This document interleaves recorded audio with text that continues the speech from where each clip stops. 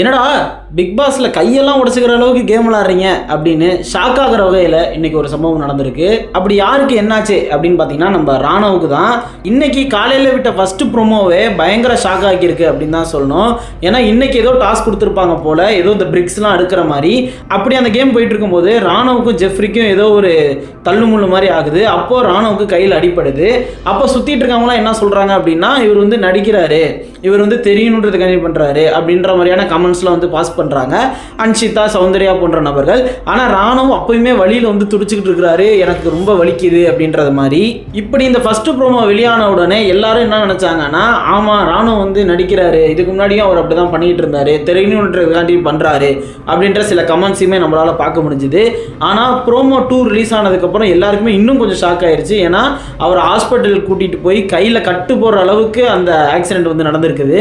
ஆனால் ஜெஃப்ரியுமே ஃபர்ஸ்ட் ப்ரோமோவில் என்ன சொல்லியிருந்தாரு அப்படின்னா, அவன் உழுகும் போது இந்த பக்கம் தானே விழுந்தான், அது எப்படி லெஃப்ட் ஷோல்டர் வலிக்கும் அப்படின்னு சொல்லி அவர் ஒரு சில கமெண்ட்ஸில் வந்து பாஸ் பண்ணிக்கிட்டு இருந்தாரு. கடைசியில் ராணுவ கடைசி 3 வாரத்துக்கும் அவர் ரெஸ்ட் தான் எடுக்கணும் அப்படின்ற மாதிரி டாக்டரும் பரிந்துரை பண்ணியிருக்கிறாங்க.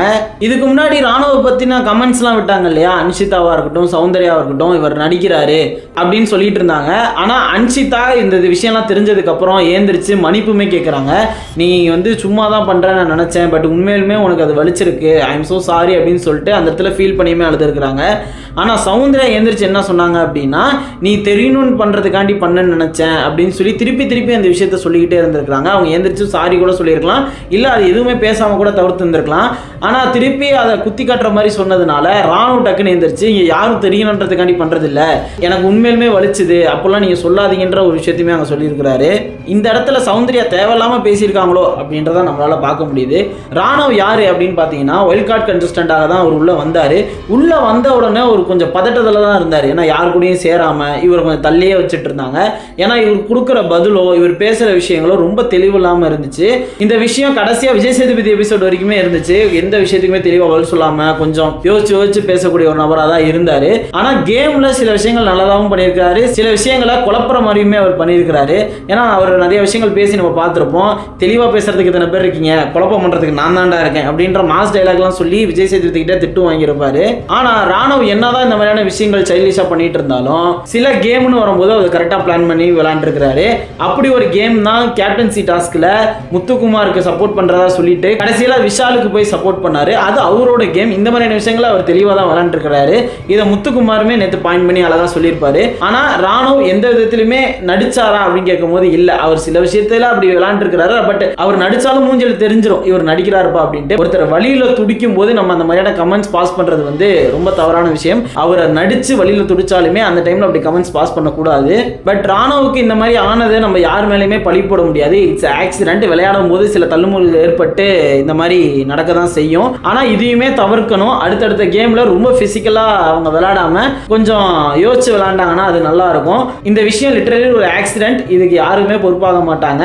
இது வந்து ஒரு கேம், அதில் இப்படி நடந்துருச்சு, பட் அடுத்தாடி நடக்கக்கூடாது அப்படின்றத நம்ம சொல்லிக்கிறோம்.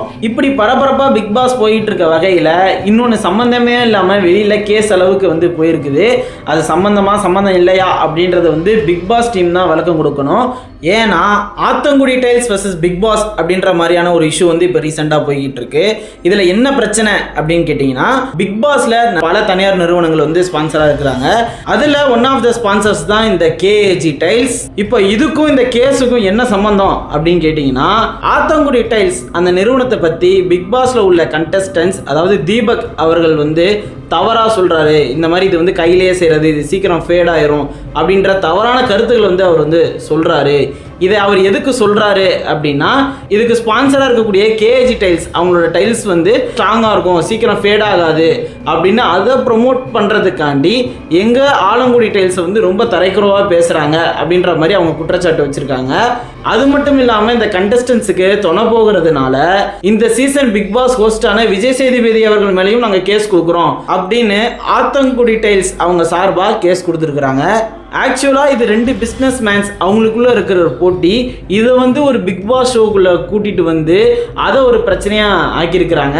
ஏற்கனவே இந்த சீசனில் எதுவுமே நல்லா இல்லை, கண்டஸ்டன்ஸ்லாம் ரொம்ப போராக இருக்கிறாங்க, கிட்டத்தட்ட 60 நாள் ஆயிடுச்சு, எங்களுக்கு எந்த ஒரு கண்டென்ட்டாகவும் தெரியல, எதுவுமே சுவாரஸ்யமாக இல்லை அப்படின்னு சொல்லிட்டு வகையில் இது ஒரு புதுசாக கேஸாக உருவாக்கி ஷோவில் தான் சுவாரஸ்யம் இல்லை, ஷோக்கு வெளியே வச்சு சுவாரஸ்யம் இருக்கட்டுமே அப்படின்னு சொல்லிட்டு அது ஒரு ரூட்டில் தனியாக போய்கிட்டு இருக்கு. இப்போ இந்த விஷயத்தை ஒன்று பிக் பாஸ் டீம் வந்து அணுகி இதுக்கான சொல்யூஷன் வந்து கொடுக்கணும், இல்லை விஜய் சேதுபதி சார் மேலே கேஸ் இருக்கிறனால அவரே விளக்கம் சொல்ல போறாரா அப்படின்றத அவங்க முடிவெடுத்தாதான் தெரியும். என்ன நடக்க போகுது அப்படின்றத வெயிட் பண்ணி பார்க்கலாம். இந்த ராணுவ விஷயத்தை நீங்க எப்படி பாக்குறீங்க? இதை வந்து கேமா பாக்குறீங்களா, இல்ல ரொம்ப பிசிக்கல் டாஸ்கா விளையாண்டு இவங்க அடிச்சுக்கிற அளவுக்கு போறாங்களா அப்படின்றத வந்து கமெண்ட்ஸ்ல சொல்லுங்க. அதே மாதிரி போற போக்குல இந்த Alangudi tiles vs KG tiles இந்த விஷயத்தை எப்படி பாக்குறீங்க அப்படின்றதுமே கமெண்ட்ஸ்ல சொல்லிட்டு போங்க.